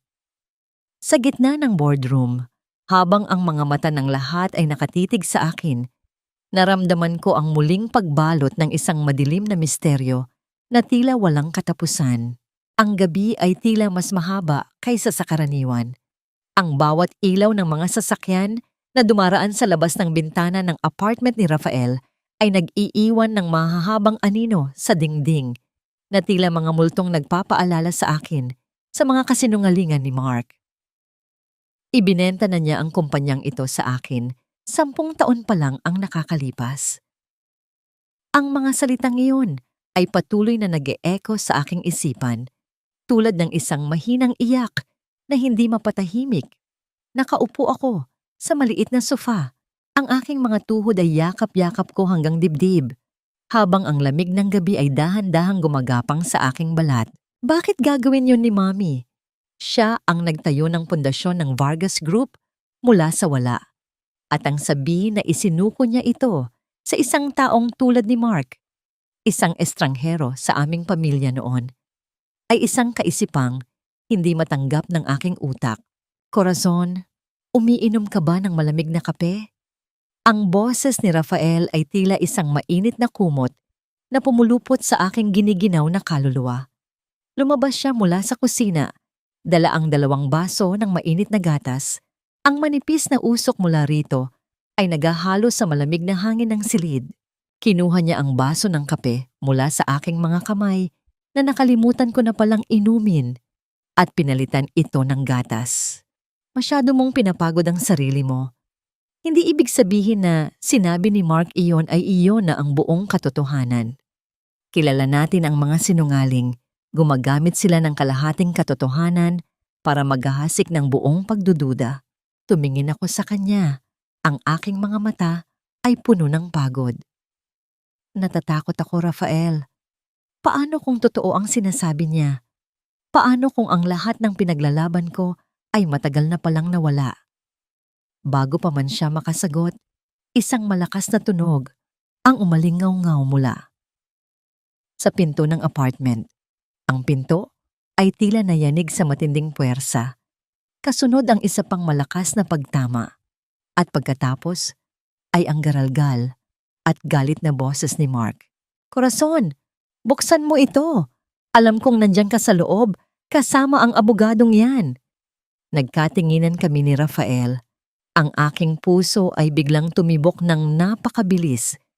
Tila isang ibong nagwawala sa loob ng aking hawla ng tadyang. Ang amoy ng alak ay tila tumatagos mula sa siwang ng pinto.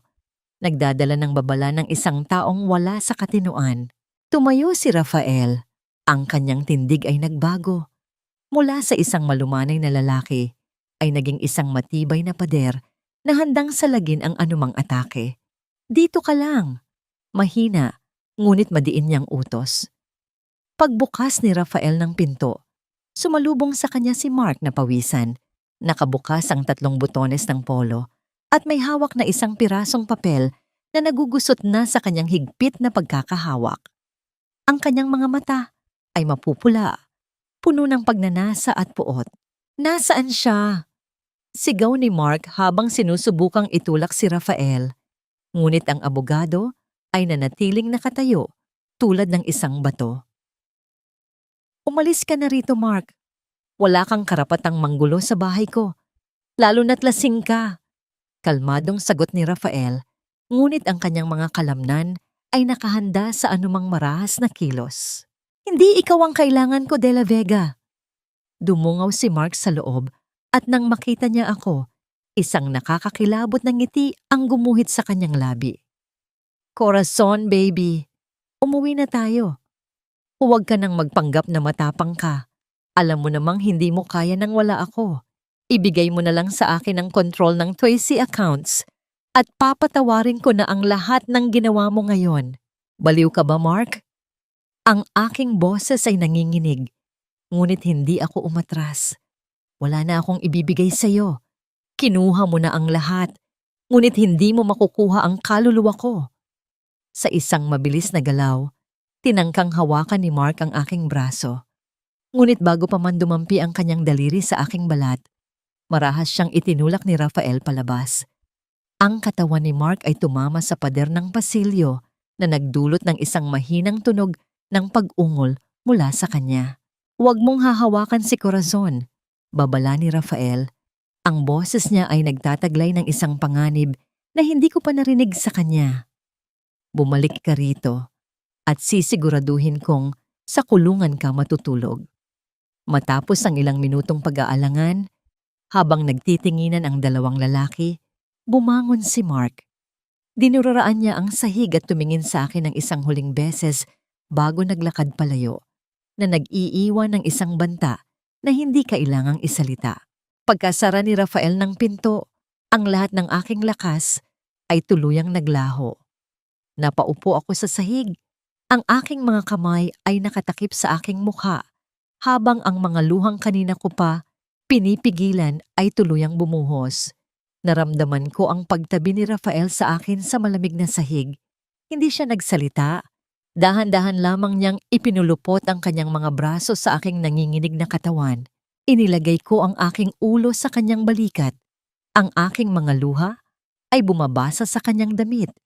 Ang kanyang bawat paghinga ay nagbibigay ng ritmo sa aking magulong isipan. Sa gitna ng kadiliman at takot, nararamdaman ko ang kaligtasan. Ang kanyang mainit na yakap ay tila isang panangga na nag-iingat sa mga piraso ng aking pusong basag na basag. Dahan-dahang hinaplos ni Rafael ang aking buhok. Ang kanyang mga daliri ay nagdadala ng kakaibang ginhawa. Nandito lang ako, Corazon. Bulong niya sa aking tainga. Ang kanyang hininga ay magaan at puno ng pakiusap. Hihintayin kita, kahit gaano katagal. Hindi ka na mag-iisa sa laban na ito. Iniangat ko ang aking paningin at sa malapitang yon, nakita ko ang katapatan sa kanyang mga mata. Isang damdamin na mas malalim pa sa pagkakaibigan ang namuo sa aking dibdib. Walang salita ang kinailangan. Nang dahan-dahang dumampi ang kanyang mga labis sa aking noo, isang pangako ang naisulat sa hangin. Isang pangako ng proteksyon at pag-ibig na walang hinihinging kapalit. Ngunit ang gintong sandaling ito ng kapayapaan ay tila masyadong perpekto para magtagal. Nang sandaling idilat ko ang aking mga mata at tumingin sa lamesa kung saan nakapatong ang aking laptop, nakita ko na ang screen nito ay nag-iba. Ang bank account ng aking ina sa Tracy na binabantayan ko magdamag ay nagpapakita ng isang mensahe. Fund transfer initiated. Target destination, account S. Time remaining, 24 na oras. Nanlaki ang aking mga mata. May ibang tao na nakapasok sa account at mayroon na lamang akong 24 na oras bago tuluyang mawala ang natitirang pamana ng aking ina at ang tanging alas ko laban kina Mark at Elena. Ang mga pulang numero sa screen ng laptop ay tila mga patak ng dugo na dahan-dahang tumutulo, nagbibilang ng nalalabing oras ng aking tanging pamana, 24 na oras. Sa loob ng isang araw, ang lahat ng pinaghirapan ni Mommy ay tuluyang mapupunta sa mga kamay ng taong nagkukubli sa letrang S. Naramdaman ko ang malamig na pawis sa aking noo habang nakatitig sa umaandar na orasan. Kailangan nating pigilan ito, Rafael. Bulong ko. Ang aking boses ay pumipiyok sa halong takot at pagmamadali. Kung mawawala ang pondong ito, mawawalan na tayo ng kakayahang bawiin ang Vargas Group. Mabilis na kinuha ni Rafael ang kanyang cellphone at nagsimulang mag-type ng mga mensahe sa kanyang mga koneksyon sa Batas Internasyonal. Ang kanyang mukha ay seryoso. Ang bawat galaw ng kanyang mga daliri ay nagpapahiwatig ng tindi ng sitwasyon. Kakausapin ko ang mga kasamahan ko sa Geneva. Ngunit para mapigil ang fund transfer na ito, kailangan ng isang physical appearance o isang live verification mula sa iyo, Corazon. At higit sa lahat, kailangan nating malaman kung sino si S para makapagsampa tayo ng kaso ng pandaraya. Bago pa man ako makapag-isip ng susunod na hakbang, umilaw ang aking cellphone. Isang tawag mula sa numero ni Papa. Nang sagutin ko ito, ang garalgal at mahinang boses ni Papa ang sumalubong sa akin. Corazon, anak, Papa, kamusta po kayo? Napahawak ako sa aking dibdib. Ang pag-aalala ay pilit na nilalabanan ang galit ko sa kanyang pagtatakwil sa akin noong nakaraang gabi. Ngunit ang sumunod na nagsalita ay hindi si Papa. Ang matining at mapangutyang boses ni Elena ay tila isang laso na dumaloy sa kabilang linya. Narinig mo ba ang ama mo, Corazon? Nanghihina na siya sa kahihiyan dahil sa ginawa mong iskandalo sa boardroom kanina. Ngunit mabait pa rin ako. Bibigyan kita ng huling pagkakataon. Pinaigting ko ang aking panga. Anong kailangan mo, Elena? Ituloy mo ang kasal bukas. Utos niya, ang boses niya ay nagtataglay ng kumpiyansa ng isang taong akalay hawak niya ang buong mundo. Maglakad ka sa altar, ngumiti ka sa harap ng mga kamera at sabihin mo sa buong Maynila na ang lahat ng ibinintang mo kanina ay isang malaking pagkakamali dahil sa stress. Kapag ginawa mo yan, ibabalik ko ng buhay ang budya mo at baka sakaling ibalik ng ama mo ang pangalan mo sa testamento. Kapag hindi, alam mo na kung saan pupulutin ang matandang iyon. Nanlamig ang buong katawan ko. Isang kasal, isang huwad na seremonya upang takpan ang kanilang mga kasalanan at upang tuluyan akong maging pag-aari ni Mark. Ngunit habang nakatingin ako sa orasan sa aking laptop, isang matapang na plano ang dahan-dahang nabuo sa aking isipan. 24 na oras. Ang oras ng kasal ay eksaktong tatapat sa oras ng fund transfer. Kung nasa isang pampublikong lugar ako, kasama ang lahat ng mga nagmamasid, iyon ang perpektong entablado upang isagawa ang aking huling ganti at pigilan ang pagnanakaw. Sige, malamig kong sagot. Magpapakasal ako. Siguraduhin mo lang na naroon si Lola Ising at buhay siya. Ibinaba ko ang telepono. Tumingin ako kay Rafael na ngayon ay may halong pagkabigla at pagtutol sa kanyang mga mata. Corazon, are you crazy? Hindi mo pwedeng ituloy ang kasal na yon. Ilalagay mo ang sarili mo sa kamay ng mga halimaw. Hinawakan ko ang kanyang mga kamay. Ang aking mga mata ay nag-aapoy sa determinasyon. Hindi ito pagsuko, Rafael. Ito ang magiging bitag ko para sa kanila. Kailangan ko ang tulong mo. Ipahanda mo ang lahat ng dokumento at ang live link sa bangko sa Twizy. Bukas, sa harap ng altar at ng buong mundo, hindi I do ang sasabihin ko. Kinagabihan, habang ang buong lungsod ay mahimbing na natutulog, ako ay gising na gising. Nakaupo ako sa isang maliit na upuan, dahan-dahang inaayos ang isang lumang rute ng sintas mula sa damit pangkasal ng aking ina. Ang bawat tusok ng karayom sa tela ay tila isang panata ng paghihiganti at pagmamahal. Inaalala ko ang init ng yakap ni Ina, ang kanyang malambing na boses na nagsasabing maging matapang ako. Ang sandaling ito ng katahimikan ay ang aking gintong pagkakataon upang paghilumi ng isang maliit na bahagi ng aking puso na naghahanda para sa madugong labanan sa kinaumagahan. Samantala, nagpadala ako ng isang espesyal na regalo sa penthouse suite kung saan nagpapahinga sina Mark at Elena bago ang malaking araw. Isang itim na kahong pelus na may lamang isang maliit na USB drive. Nang matanggap iyon ni Mark, mag-isa siya sa loob ng silid. Ang kanyang mukha ay napuno ng pagtataka. Isinaksak niya ang USB sa kanyang laptop. Inaasahang makikita ang isang mensahe ng pagsuko o isang liham ng pag-ibig mula sa kanyang natakot na nobya. Ngunit sa halip, isang itim na screen ang lumabas. Hinihingan siya ng isang password na may kalakip na tanong. Ano ang pangalan ng gamot na nagpapatulog sa konsensya? Kumunot ang noo ni Mark. Ang kanyang mga kamay ay nagsimulang manginig habang pilit na inaayos ang pag-iisip. Alam niya ang sagot, ngunit ang i-type ito ay nangangahulugang inaamin niya ang isang krimen. Ano ang nilalaman ng file na yon? At bakit tila ang babaeng akala niyang hawak na niya sa leeg ay biglang naging isang anino na nagbabanta sa kanyang likuran? Sa pagpatak ng hating gabi, ang hangin ay naging kasing bigat ng isang papalapit na bagyo.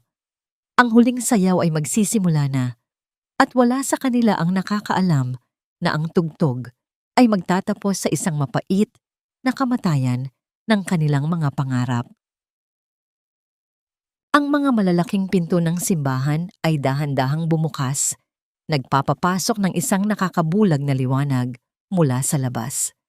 Ang bawat hakbang ko sa pulang karpet ay tila paglalakad sa ibabaw ng mga baga, ngunit ang aking mukha ay nananatiling kalmado sa likod ng manipis na bilo. Sa magkabilang gilid, ang mga panauhin na kabilang sa alta sosyedad ng Maynila ay nakatingin. Ang kanilang mga mata ay puno ng paghanga sa isang perpektong kasal na sa totoo lang ay isang engrandeng kasinungalingan. Sa unahan, nakatayo si Mark. Suot ang isang puting suit na tila nagkukubli sa kanyang maitim na kaluluwa. Sa unang hanay ng mga upuan, nakita ko si Elena na nakangiti ng buong tamis. Ngunit ang kanyang mga mata ay nagbabanta at nagpapaalala sa aking kasunduan. Hinanap ng aking paningin si Lola Ising. Sa dulo ng simbahan malapit sa pintuan, nakita ko ang matanda na nakaupo at mahigpit na binabantayan ng isang malaking lalaki, ngunit siya ay humihinga at ligtas. Nang magtagpo ang aming mga mata ni Rafael na nakatayo malapit sa control room ng mga audiovisuals, isang banayad na tango ang pinakawalan ko, ang hudyat. Ibinigay ni Papa ang aking kamay kay Mark. Ang kanyang palad ay malamig at mahigpit ang hawak, tila isang posas na ikinakabit sa aking pulso. Nagsimula ang seremonya. Ang boses ng pari ay umaalingaw-ngaw sa mataas na kisame ng simbahan, nagbabanggit ng mga panata ng walang hanggang pag-ibig at katapatan. Nang sumagot si Mark ng matamis na I do, nang walang anumang pag-aalinlangan, naramdaman ko ang pag-ikot ng aking sikmura sa tindi ng kanyang pagkukunwari. Tumingin sa akin ang pari. Ang buong simbahan ay nabalot ng mabigat na katahimikan. Ang lahat ay naghihintay sa aking pagsang-ayon upang tuluyan ng matapos ang huwad na kontrata. Dahan-dahan kong itinaas ang aking belo. Ang aking mga mata ay direktang tumitig sa kamera na kumukuha ng live feed para sa mga bisita at sa media sa labas. Hindi ako pumunta rito para mangako ng pag-ibig. Ang aking boses ay malinaw, matatag, at pumutol sa katahimikan ng simbahan. Pumunta ako rito para tapusin ang isang sumpa. Bago pa man makapagsalita si Mark o ang naguguluhang pari, nag-iba ang liwanag sa loob ng simbahan. Ang malaking screen sa likod ng altar na dapat sanang magpalabas ng aming romantikong love story montage ay biglang nag-ilaw. Mula sa mga malalaking speaker, umalingaw-ngaw hindi ang isang malambing na kanta, kundi ang boses ni Elena. Kapag nakuha na natin ang pirma ni Corazon, pwede mo na siyang iwan sa kangkungan. Kasunod nito ang halakhak ni Mark at ang kanyang pagmamalaki na mas masarap humalik ang kanyang biyenan kaysa sa kanyang nobya. Isang malakas na singhap ang sabay-sabay na kumawala mula sa daan-daang bisita. Ang mga bulong-bulungan ay mabilis na lumaganap, tila isang apoy na sumusunog sa tuyong damo. Nakita ko ang biglaang pagkawala ng kulay sa mukha ni Mark. Ang kanyang kayabangan ay unti-unting napalitan ng matinding gulat. Si Elena ay napatayo mula sa kanyang upuan. Ang kanyang perpektong postura ay tuluyang nasira habang sumisigaw siya sa mga technician na patayin ang screen. Ngunit patuloy na nagpalabas ang video ng mga patunay, mga dokumento ng money laundering, ang mga bank statements sa Virgin Islands, at ang lihim na pag-uusap na nakuha ko mula sa USB na may password ng kanyang konsensya. Corazon, hayop ka! Anong ginawa mo? Sigaw ni Mark. Ang kanyang mga mata ay nag-alab sa puot na hindi na niya kayang itago. Itinaas niya ang kanyang kamay upang saktan ako sa harap mismo ng altar at ng Diyos. Ngunit bago pa man dumapo ang kanyang palad sa aking muka, isang malakas na braso ang humarang sa kanya. Si Rafael. Sa isang mabilis na galaw, inikot ni Rafael ang braso ni Mark pababa na nagdulot ng pagdaing mula sa taksil na nobyo at marahas itong itinulak palayo sa akin. Huwag na huwag mo siyang hahawakan. Mariing babala ni Rafael. Ang kanyang boses ay puno ng awtoridad na nagpayanig sa mga taong malapit sa altar. Sa kalagitnaan ng kaguluhan, ang mabibigat na pinto ng simbahan ay muling bumukas ng malawak. Pumasok ang isang grupo ng mga pulis. Ang kanilang mga matatalim na tingin at kumikinang na mga tsapa ay nagbibigay ng isang malamig na hatol sa mga nagkasala. Ang mga panauhin ay nagtayuan. Ang iba ay nag-uunahang umiwas habang naglalakad ang mga awtoridad patungo sa unahan. Ngunit sa gitna ng paglapit ng mga pulis upang dakpin si Mark, nakita ko si Elena na dahan-dahang umaatras patungo sa madilim na gilid ng simbahan. Ang kanyang mga kamay ay nanginginig na may hawak na isang maliit na cellphone. Tumingin siya sa akin nang may nanlilisik at baliw na mga mata. Akala mo ba panalo ka na, Corazon? Kung babagsak ako, isasama ko ang natitirang pamana ng nanay mo. Pinindot niya ang screen ng kanyang telepono at mula sa hawak na tablet ni Rafael sa di kalayuan, nakita ko ang pagbilang ng orasan ng Swiss account na biglang bumaba mula 5 minuto patungong 10 segundo. Ang pera ng kumpanya, ang pondo para sa pagbangon, at ang huling alas ng aking ina. Lahat ay nasa bingit ng tuluyang paglaho sa iisang iglap, habang ang mga pulis ay hindi pa tuluyang nakakalapit kay Elena upang pigilan ang kanyang huling pag-atake. Ang 10 segundo sa screen ng tablet ni Rafael ay tila naging isang buong buhay. Ang bawat paglipat ng numero pababa ay sinabayan ng isang mapanuyang tawa mula kay Elena. Nakatayo siya sa gilid ng simbahan, napapalibutan ng mga gulat na panauhin at papalapit ng mga pulis. Ngunit sa kanyang isipan, siya ang nagwagi. Sa huling sandali, inakala niyang nagawa niyang nakawin ang kaluluwa ng Vargas Group.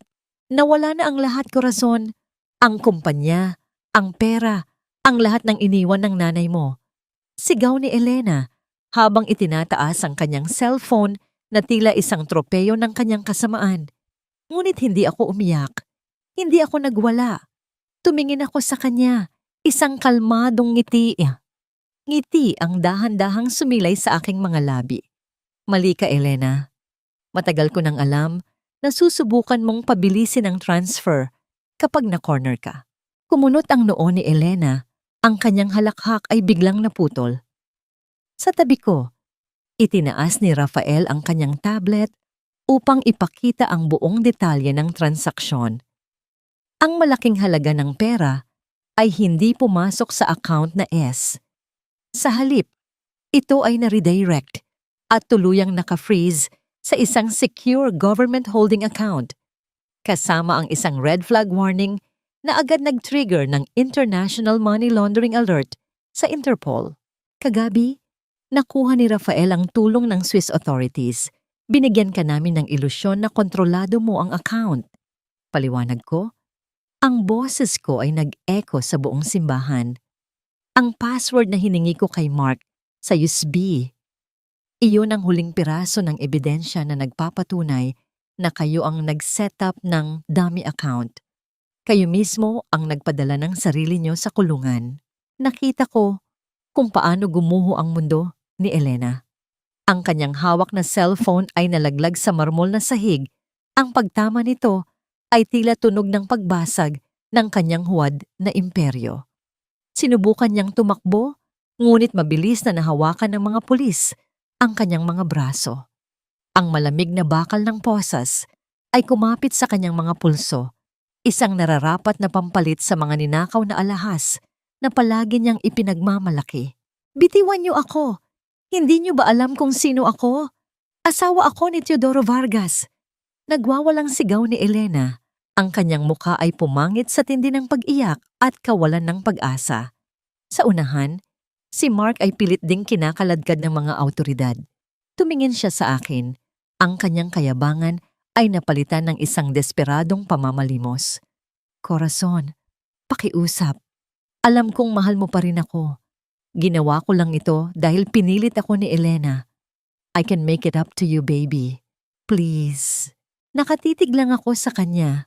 Naramdaman ko ang matinding pandidiri na umabot hanggang sa aking lalamunan. Wala na akong pag-ibig para sa iyo, Mark. Ang lalaking minahal ko ay isang ilusyon at ang nakikita ko ngayon ay isang duwag na handang isisi ang lahat sa iba upang iligtas ang sariling balat. Tinalikuran ko siya. Ang bawat hinaing niya habang inilalabas siya ng simbahan ay tila musika ng katarungan na matagal ko nang pinapangarap. Nang magsimulang mag-alisan ang mga tao, lumapit ako sa dulo ng pasilyo kung saan nakatayo si Papa. Nanginginig ang kanyang mga tuhod at kung hindi lang siya inalalaya ni Lola Ising na malaya na sa pagkakatali, baka tuluyan na siyang bumagsak sa sahig. Ang laso ni Elena ay nananatili sa kanyang dugo, ngunit ngayon wala na ang nagkukubling anino sa kanyang mga mata. Tanging dalisay na pagsisisi na lamang. Corazon, anak ko, bulong ni Papa. Ang kanyang boses ay basag at puno ng pagdurusa. Dahan-dahan siyang lumuhod sa aking harapan. Ang lalaking naging haligi ng aking pangarap at pinagmulan ng aking pinakamatinding sakit ay nakayuko ngayon sa paanan ko. Humahagulgol tulad ng isang bata. Patawarin mo ako. Hindi ko siya nakita. Hinayaan kong sirain niya ang buhay natin. Patawarin mo ako, anak. Tumingin ako sa kanyang nangungulubot na mga kamay. Ang galit na matagal kong itinago sa aking dibdib ay nandyan pa rin. Ngunit ang makita siyang nakaluhod, mahina at wasak ay hindi nagdulot ng kasiyahan, kundi isang malalim at nakakapagod na kalungkutan. Bumangon ka, Papa. Mahina kong sabi habang inaalalayan ko siyang tumayo. Wala na ang mga nanglason sa atin, ngunit ang pagpapatawad, kailangan ng mahabang panahon para mabuo muli ang sinira ninyo. Sa ngayon, kailangan nating ipagamot kayo at kailangan kong ayusin ang kumpanyang muntik nang mawala. Nang makalabas kami ng simbahan, ang kalangitan na kanina ay maulap ay dahan-dahang napawi, nagpapakita ng isang malinaw at maliwanag na araw. Tumabi sa akin si Rafael. Ang kanyang presensya ay nagbibigay ng pamilyar na kapanatagan na mas mainit pa sa sikat ng araw. Ngunit bago pa man kami makapagpahinga mula sa tagumpay, may inabot na isang sobre, ang isa sa mga chief investigator kay Rafael. Pagkabukas ni Rafael ng sobre, ang kanyang ekspresyon ay naging seryoso. Corazon, nahuli na natin sina Mark at Elena, ngunit ang account ni S, ang orihinal, na bibilihan ng Vargas Group na binanggit ni Mark, ay pagmamay-ari pala ng isang sindikato sa Asia. At dahil pinigilan natin ang transfer, tinuturing nila ngayon na tayo ang may utang sa kanila. Ang hangin sa labas ng simbahan ay biglang naging malamig at ang katotohanan ay dahan-dahang luminaw.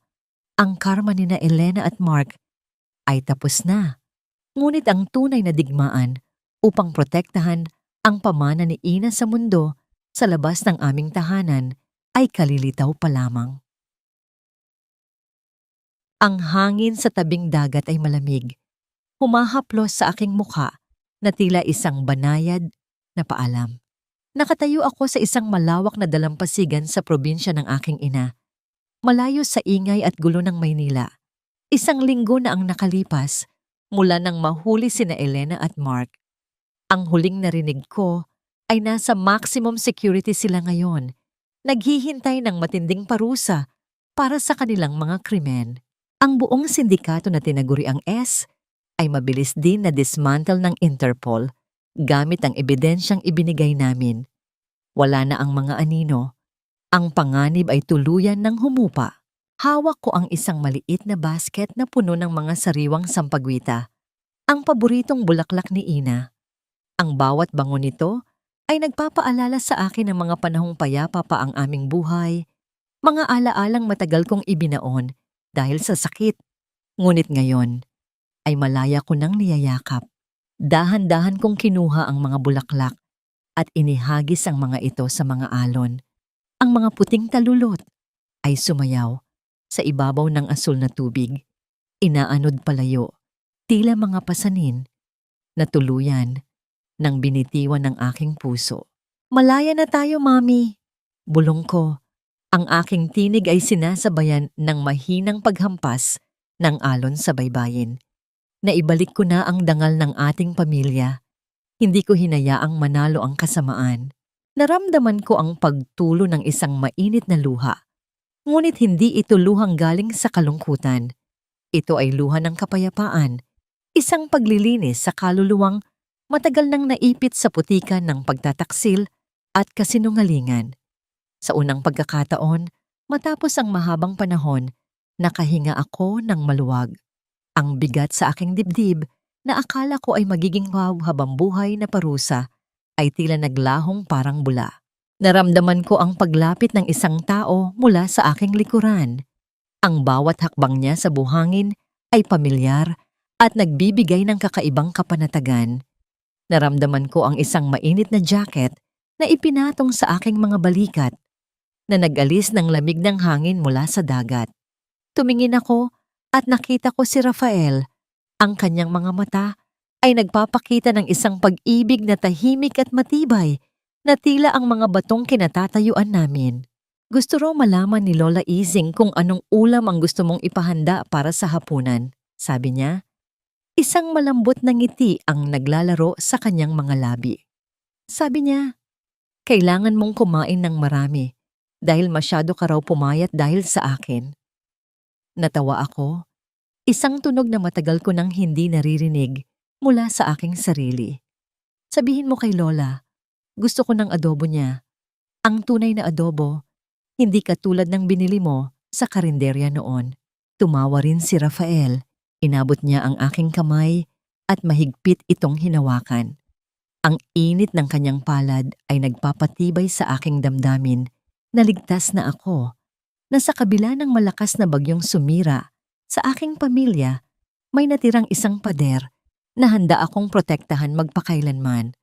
Kamusta na ang papa mo? Tanong ni Rafael sa isang seryosong tono. Tumingin ako sa malayo, pinagmamasdan ng araw na dahan-dahang lumulubog sa abot tanaw. Nasa rehab pa rin siya, dahan-dahang nagpapagaling mula sa lason ni Elena. Madalas siyang umiyak tuwing naiisip niya ang ginawa niya sa akin. Pinatawad ko na siya, Rafael. Ngunit kailangan kong tanggapin na ang aming relasyon ay hindi na babalik sa dati. Ang mahalaga ay buhay siya at nagsisisi at hindi na siya hawak ng mga taong nanakit sa amin. Matapang ka, Corazon. Mas matapang pa sa inaakala mo, bulong ni Rafael habang dahan-dahang hinahaplos ang aking pisngi. Kasabay ng aming katahimikan, inilabas ni Rafael ang isang pamilyar na kwaderno. Ang kwadernong nakuha ko mula sa bodega, ang simbolo ng laban ni Mommy. Inilagay niya ito sa aking mga kamay. Naayos na ng mga abogado ang Swiss account. Naibalik na ang pera sa pangalan mo. Anong plano mo na ngayon? Tinitigan ko ang kwaderno. Ang mga pahinang dati ay puno ng mga nakakatakot na code, ay ngayon ay blanko na ang kahulugan. Tila isang aklat na tapos ng basahin. Hindi ko kailangan ang lahat ng pera na ito para maging masaya, sagot ko. Gagamitin natin ang kalahati para sa Vargas Group, para maibalik sa trabaho ang mga empleyadong tinanggal ni Mark. At ang natitira, gusto kong magtayo ng isang foundation para sa mga babaeng biktima ng pang-aabuso at manipulasyon sa loob ng kanilang sariling tahanan. Gusto kong malaman nila na hindi sila nag-iisa at may pag-asa pa pagkatapos ng dilim. Ngumiti si Rafael. Ang paghanga sa kanyang mga mata ay malinaw na makikita. Dahan-dahan niyang inilapit ang kanyang mukha sa akin. Naramdaman ko ang kanyang mainit na hininga, ang bango ng kanyang balat na nagbibigay ng kilig sa aking buong pagkatao. Walang pagmamadali, walang takot. Ipinikit ko ang aking mga mata at sinalubong ang kanyang halik. Isang halik na puno ng pangako ng isang bagong simula, isang matamis na gantimpala para sa isang pusong matagal na nagdusa. Ang huling sikat ng araw ay nagbigay ng gintong liwanag sa aming paligid habang ang dagat ay patuloy na umaawit ng kapayapaan. Tapos na ang giyera ng mga Vargas. Ang kasamaan ay nakulong sa dilim at ang babaeng dumaan sa apoy ay lumabas bilang isang reyna, hindi lamang ng isang kumpanya, kundi ng kanyang sariling kinabukasan. At sa huling pagkakataon, lumingon ako sa dagat, nagpaalam sa nakaraan na walang dalang pait, kundi pag-asa. Lumipas ang 3 taon. Ang hangin sa hardin ng aming bagong bahay ay puno ng halimuyak ng mga namumukadkad na sampagwita, mga bulaklak na ako mismo ang nagtanim. Nakaupo ako sa isang silyang yantok, pinagmamasdan ng mga sinag ng araw na dahan-dahang tumatagos sa mga dahon ng malaking puno ng mangga. Ang paligid ay payapa, malayo sa mga pader ng lumang mansyon na nagkulong sa akin sa kasinungalingan. Sa hindi kalayuan, naririnig ko ang mahinang pagtawa ni Lola Ising habang inaayos niya ang hapagkainan para sa tanghalian. Siya ay nanatili sa aming piling, hindi na bilang isang katulong na biktima ng takot, kundi bilang bahagi ng aming pamilya, ang tanging ina na natira upang gumabay sa akin. Naramdaman ko ang 2 malalakas na braso na dahan-dahang pumulupot sa aking baywang mula sa likuran. Ang pamilyar na amoy ng kape at legal documents na laging nakadikit kay Rafael ay nagbigay ng isang mainit na kilig sa aking batok. Hinalikan niya ang aking buhok at ipinatong ang kanyang baba sa aking balikat. Kanina ka pa nakatitig sa kawalan, Mrs. De La Vega. Bulong ni Rafael. Ang kanyang tinig ay puno ng pagmamahal. May problema ba sa report ng foundation? Umiling ako at ipinatong ko ang aking mga kamay sa kanyang mga braso. Wala naman. Masaya lang ako na makitang nakatulong ang Maria Vargas Foundation sa higit 100 kababaihan na makaalis sa mga mapang-abusong relasyon. Sa bawat babaeng natutulungan natin, pakiramdam ko ay mas lalong nakakahinga ng maluwag si Mami.